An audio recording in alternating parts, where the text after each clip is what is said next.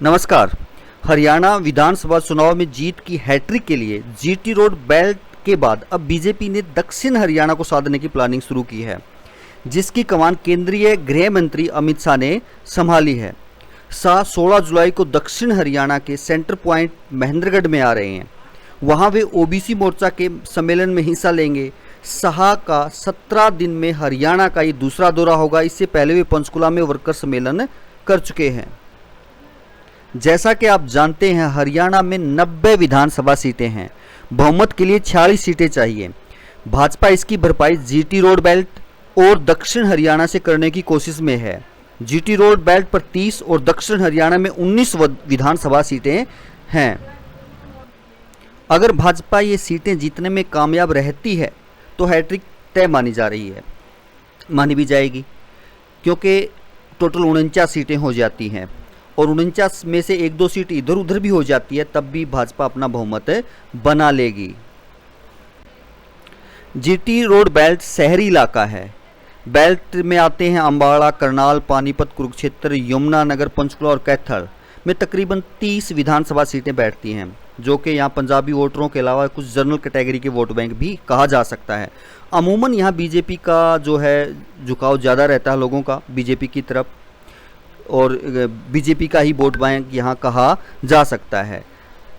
दूसरा, अगर यहाँ बीजेपी एंटी इनकम्बेंसी भी देखे तो इसका तोड़ निकालने के लिए बीजेपी ने 3 नए कदम उठाए हैं, जिनमें आप कह सकते हैं कि नायाब सिंह सैनी को सीएम बनाया, पूर्व मुख्यमंत्री खट्टर साहब को केंद्रीय मंत्री बनाया गया और मोहन बड़ोली को यहाँ से प्रधान नियुक्त किया गया है, यानी अध्यक्ष नियुक्त किया गया है।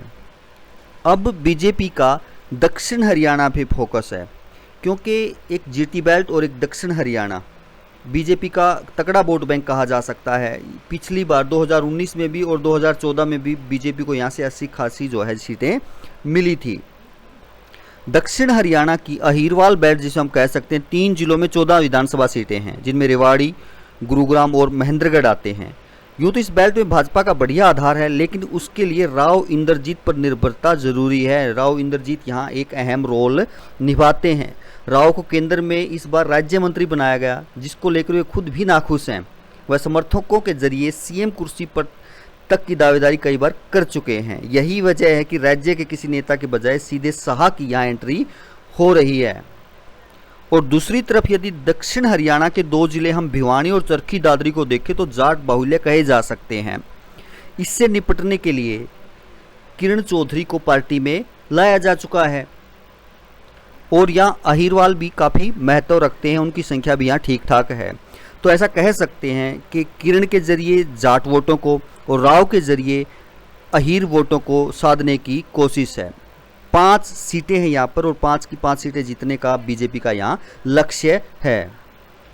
तो हम ऐसा कह सकते हैं कि भाजपा कंप्लीट सारे हरियाणा पर फोकस न करके जीटी बेल्ट और दक्षिण हरियाणा पर फोकस बढ़ाना चाहती है।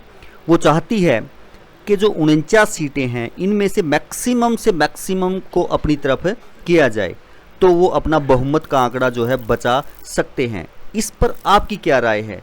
क्या आपको ऐसा लगता है कि अब की बार जीटी बेल्ट या आप या कहें कि दक्षिण हरियाणा उनको इतनी सीटें दे पाएगा जो वो बहुमत के आंकड़े को छू पाएं? तो आप अपनी राय कमेंट्स में दे सकते हैं। धन्यवाद।